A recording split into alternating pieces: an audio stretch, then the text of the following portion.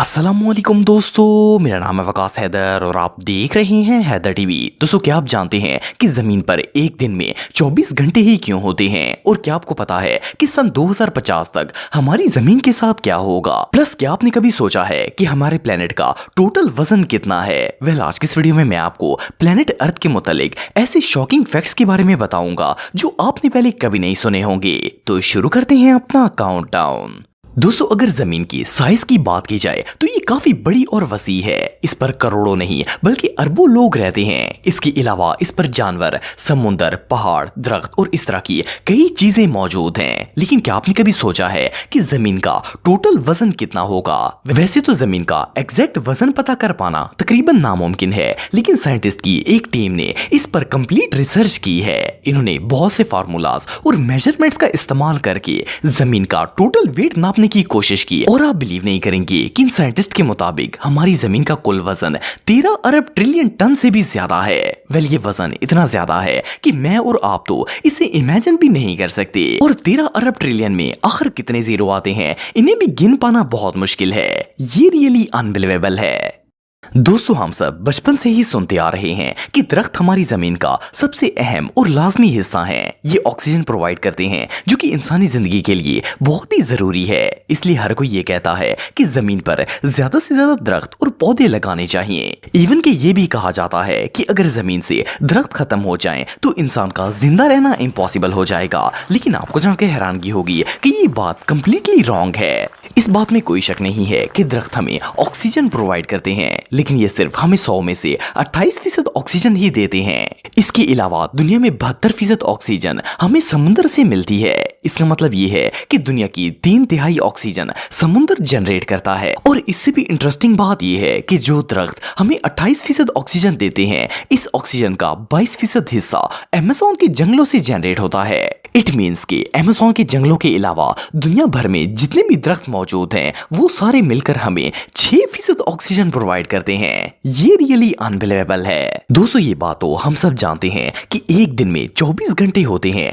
और 24 घंटे गुजारने के बाद एक नया दिन शुरू हो जाता है। लेकिन क्या आप जानते हैं कि दिन हमेशा से 24 घंटे का नहीं था। आज से कई हजार साल पहले एक दिन में 21 घंटे ही हुआ करते थे। लेकिन हमारी जमीन में तब्दीलियां आने की वजह से दिन आहिस्ता आहिस्ता बढ़ते गए और अब एक दिन 24 घंटे का होता है। लेकिन अगर जमीन में आने वाली तब्दीलियों की बात की जाए तो इनकी मेन रीजन जलजले और इरप्शंस वगैरह होती हैं। असल में जमीन क्योंकि एक फ्लो में गर्दिश कर रही है और अगर किसी जगह पर जलजला वगैरह आता है तो इसका फ्लो टूट जाता है। और जब ये फ्लो टूटता है तो जमीन की स्पीड कम हो जाती है, जिससे वो सूरज के गिर्द अपना चक्कर मुकम्मल करने में देर लगाती है और इससे वक्त ऑटोमेटिकली बढ़ जाता है।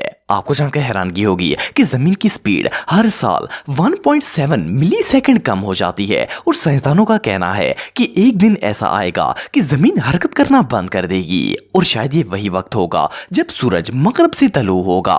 दोस्तों, अगर सूरज की बात की जाए तो हम इसे हर रोज देखते हैं। देखने में तो ये बिल्कुल छोटा सा लगता है, लेकिन ये बात हम सब जानते हैं कि ये जमीन से काफी ज्यादा फासले पर है, इसलिए इसका साइज छोटा लगता है। और हकीकत में ये जमीन से बहुत ही बड़ा है। लेकिन क्या आपको पता है कि सूरज हमारी जमीन से कितना बड़ा है और जमीन से इसका फासला कितना है? साइंटिस्ट के मुताबिक सूरज का डायमीटर जमीन के डायमीटर से 109 गुना बड़ा है। आप बिलीव नहीं करेंगे कि ये इतना लार्ज है कि हमारी जमीन जैसे 13 लाख प्लैनेट्स इसके अंदर फिट आ जाएंगे। इसके अलावा अगर जमीन से सूरज के डिस्टेंस की बात की जाए तो सूरज हमारी जमीन से ऑलमोस्ट 15 करोड़ किलोमीटर दूर है।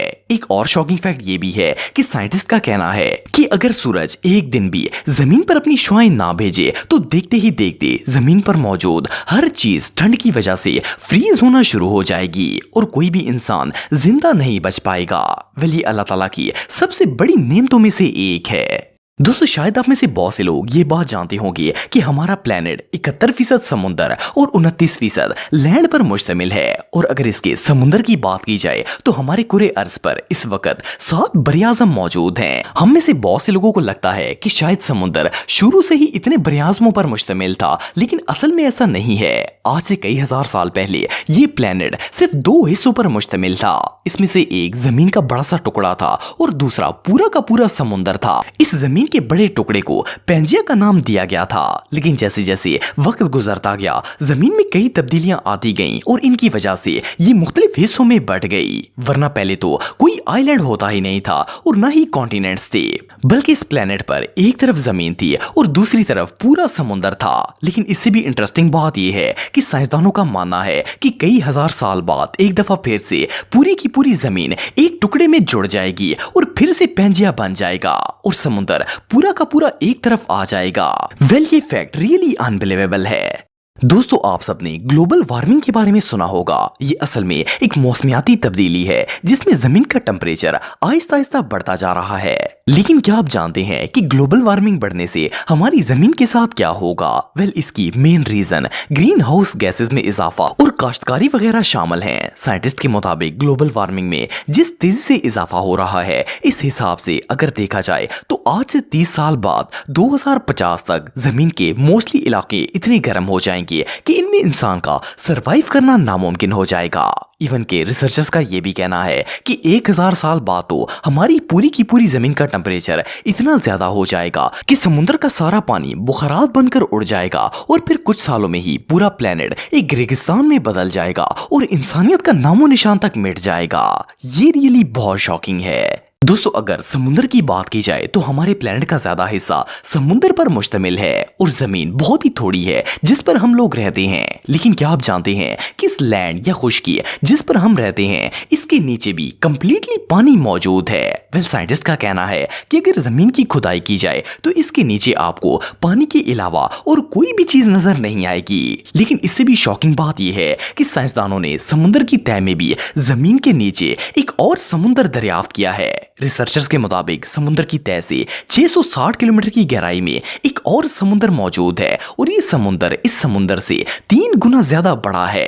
असल में इन दोनों समुद्रों के दरमियान में जमीन की एक लेयर मौजूद है जिसने इन्हें अलग करके रखा हुआ है। इनफैक्ट कुछ माहिरीन का यह भी मानना है कि हमारे प्लेनेट पर जो समुद्र मौजूद है असल में वो इसी बड़े समुद्र से निकला हुआ पानी है जो इसकी गहराई में मौजूद था। माहिरीन के मुताबिक कई करोड़ साल पहले इनके दरमियान मौजूद लेयर में सुराख होने की वजह से बड़े समुद्र का पानी ऊपर आ गया था और यहाँ भी एक समुद्र बन गया। वेल, अगर इस लिहाज से देखा जाए तो जमीन पूरी की पूरी पानी पर मुश्तमिल है और हम पानी के ऊपर ही रह रहे हैं। दोस्तों, हम सब बचपन से ही ये बात सुनते आ रहे हैं कि हमारी जमीन गोल है। इवन कि हमें किताबों में भी यही पढ़ाया जाता है। इसलिए शुरू से ही हमारे माइंड में ये कॉन्सेप्ट बैठा हुआ है कि अर्थ राउंड शेप में है। लेकिन क्या आपको पता है कि हमारी जमीन असल में गोल शेप की नहीं है? सुनने में तो ये बात अजीब लगती है लेकिन ये बिल्कुल सच है। असल में हमारी जमीन गोल और स्फीरिकल शेप का मिक्सचर है। इसे इलिप्सॉइड शेप कहा जाता है। लेकिन अगर हम स्पेस से जमीन को देखते हैं तो ये सर्कल शेप में नजर आती है। इसकी वजह यह है कि जमीन हर वक्त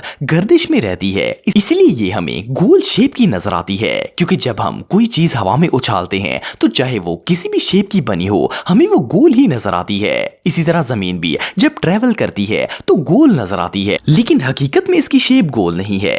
ये फैक्ट रियली बहुत शॉकिंग है।